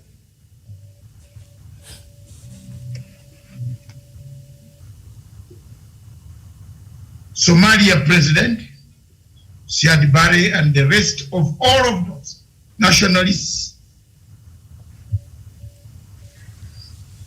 Kenneth Kaunda, Patrice Lumumba, who later on perished, who had started the movement, together with Kwame Nkrumah, who told Patrice Lumumba to leave lying, sleeping dogs lie, or lying dogs sleep. The Belgians have just returned the body of Patrice Lumumba 2 weeks ago after hiding it for over 58 years. The Africa we see today, had it taken the advice of Kwame Nkrumah in 1957, seek ye unity, the rest will fall in place. The Africa we see today, if it had taken the advice of Colonel Muammar Gaddafi, Africa would be very far. There has always been a knife put on the things that hold us together. And that knife has been one country called France. Viewers, the French always make sure that Africa does not unite. If you look at the Biafran War, 1966-67, look at the beating oil companies, Shell, BP, and Total. Which side did Total fight for? The divisions in the Nigerian Civil War are a clear manifestation of what Africa was to become, and which are still standing, still staying. In Cameroon, 1961 resolution of Cameroon having 2 states equal with full status of sovereignty never moved to the United Nations General Assembly, remains a myth. It's the same Africa, the same country, the same nation that has divided us. When you look at the Sahel region, the fight, the war in the Sahel region is as a result of the killing of Colonel Muammar Gaddafi. Colonel Muammar Gaddafi had contained Al-Qaeda Maghreb sleeper cell. We have had a sleeper cell in the Maghreb that had been there in Mali, in Mauritania, in Algeria, in Morocco, in North Burkina Faso, Upper Volta, all those areas across the Sahel, stretching up to almost the Red Sea. If you look at the Muslim Brotherhood of Zenawi, of the Al-Qaeda leader, who is the head of the Muslim Brotherhood who took over after Osama bin Laden was killed. Zawahiri. My names don't go away. Zawahiri. Is the leader of Al-Qaeda, but who is Zawahiri? Zawahiri is the leader of the Muslim Brotherhood. Why the Americans wanted Mr. Morsi to be overthrown, and they watched Mr. Morsi thrown out, put in jail, died in jail, never came back. We shall meet in heaven or hell. The staging of an uprising right from Tunisia, Libya, Algeria, Egypt, which finally toppled Hosni Mubarak, was an instigated CIA mechanism, funded, equipped by Obama, that destabilized the entire Sahel region. Egypt has been a key player in the affairs of the Sahel region as a balancing factor. Egypt has not played a crucial role since then, since the collapse of Hosni Mubarak. The entire Sahel region, west of the Sahara Desert, became militarized with the units of Al-Qaeda, ISIS, joining hands with other rebel and civil groups that were fighting against their governments. They have formed what we call a Sahel movement of Al-Qaeda and ISIS. As we speak now, the entire northern part of Nigeria is under siege. As we speak now, the entire north part of Burkina Faso is under siege. Some parts of Upper Volta, which is Burkina Faso, Dahomey, which is Benin, those are the countries that you should look at, is under siege. Senegal, all those parts, there are some elements of extremists operating day and night. Therefore, the main cause of the death of African Union is France. The main cause of the decay of African Union is France. The main obstacle for African unity is France. The main disturbing factor for African unity is France. Even if you go to the moon and come back, you find the same country is playing a pivotal role. What is happening in Mozambique today? Behind, if you don't see France, you see Qatar. If you see Qatar, you see France. The rest of the Arab countries have rejected Qatar. The French stood in the middle and told the United States of America that don't do embargo Qatar because they do business with Qatar. Qatar has no drilling machines. It is Total Oil that looks for the gas that we are talking about. The hot gas in Cape Delgado it's a simple mathematics. The French said they would build the Tanga Mwanza Hoima railway or pipeline. They later on abandoned the exercise after putting conditions on the President Pombe Magufuli. As we speak now, Tanzania is working without any foreign Western should dominate apart from Britain.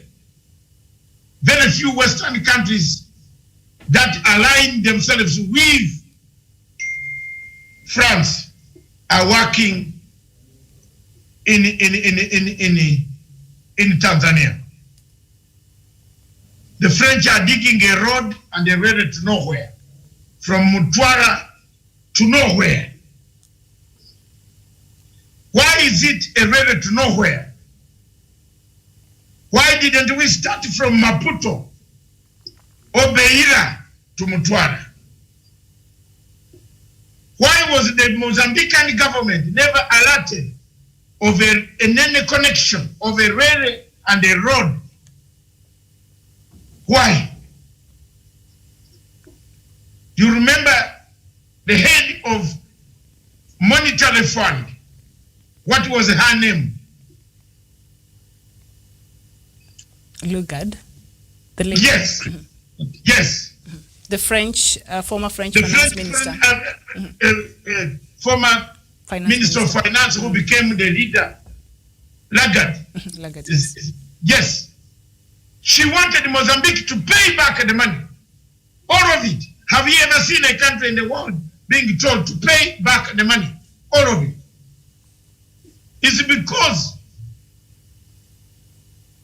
because they wanted that oil, that gas to be transferred to Mutwara. The port in Mutwara is being built. A fantastic new port. The dredging is taking place. But they abandoned it. Chinese have taken it over. Qatar is next door. The purpose of Qatar sponsoring ISIS is because Qatar wants to, France wants to use Qatar as a stepping stone towards touching Zimbabwe. Remember the Beira Triangle, the road that goes to Mutare into Harare. From Beira to Harare it's like from Mombasa to Nairobi.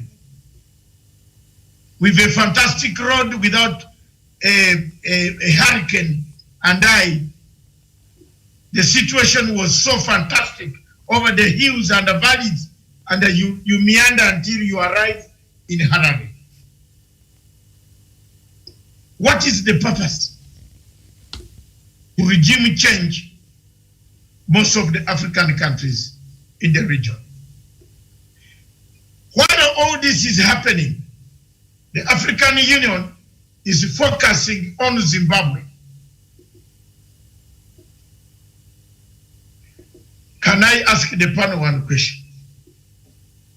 Are human rights worse than a war? Both of them kill.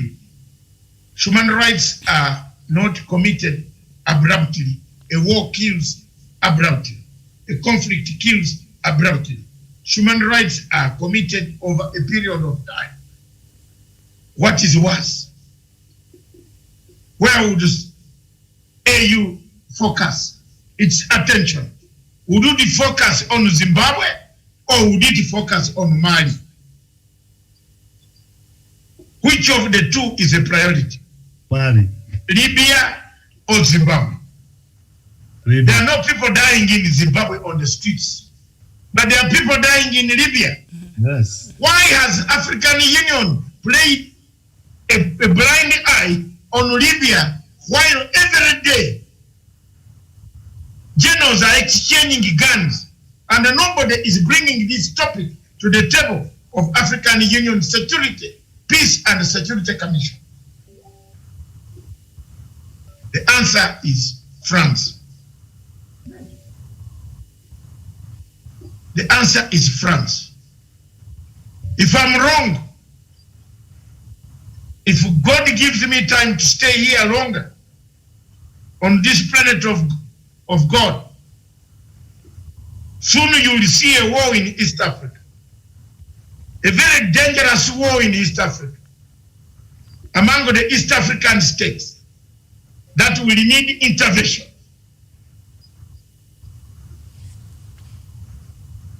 The differences between Tanzania and Kenya can be looked at as simple differences. But to a wider extent, when you look into them, they become more complicated. Why would Tanzania force Kenya to allow men without masks when we are having masks to land at our airport with more corona when we have prevented ourselves against corona.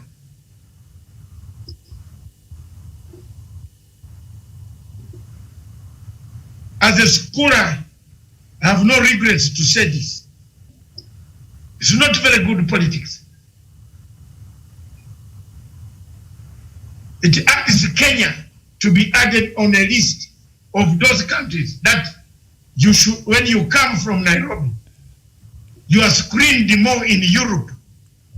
Yet Nairobi, like for example, Britain, and Kenya Airways, you come out, you go, they check the temperature, you have your document, they look, they know what the document is. You have a house where to go, they tell you go under self-quarantine for 14 days. Those conditions are slowly changing because we have a partner, a neighbor, who has refused to mask himself, who has behaved like Moses Korea and other people. So we have a problem here that as much as we want African unity, this unity seems to be collapsing day and day and day. I want to beg to move that the unity of purpose that African Union was created for has collapsed. There is no more unity. A white man by the name of the French have put a knife on once what held us together, and we have fallen to pieces. May God help us. Thank you very much. There is no African Union. It is dead. I don't think we need to go anywhere more than that. All right. Thank you. I want to thank you very much. If those people think there is African Union, let's wait and see. Let's wait and see. But to me, it is dead. Thank you.